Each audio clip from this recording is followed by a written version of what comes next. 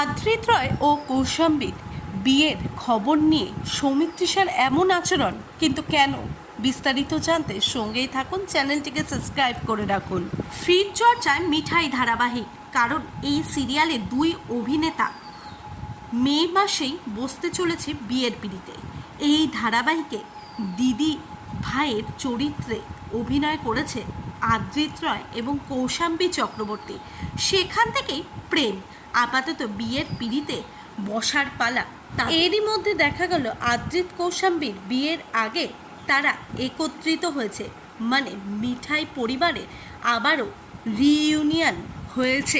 একসাথে মিঠাইয়ের সমস্ত অভিনেতা অভিনেত্রীরা একত্রিত মিলে একটি পার্টি করেছে, কিন্তু তাতে দেখা মিলল না সৌমিত্রিষা কুণ্ডুর।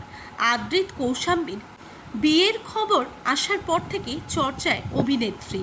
ধারাবাহিকে আদ্রিত রায়ের নায়িকায় বাদ গিয়েছে রিইউনিয়ন থেকে।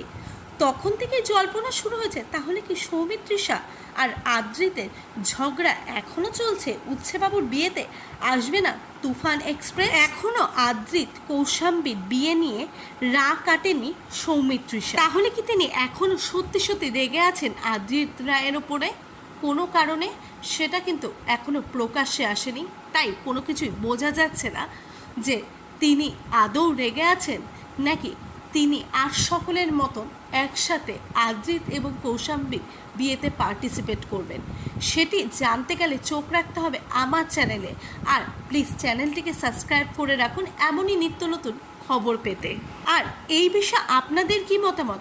আপনারাও কি খুশি হবেন সৌমিত্রিষা যদি আদ্রিত এবং কৌশাম্বী রায়ের বিয়েতে পার্টিসিপেট করে? প্লিজ অবশ্যই আপনারা আপনাদের কমেন্ট বক্সে জানাবেন।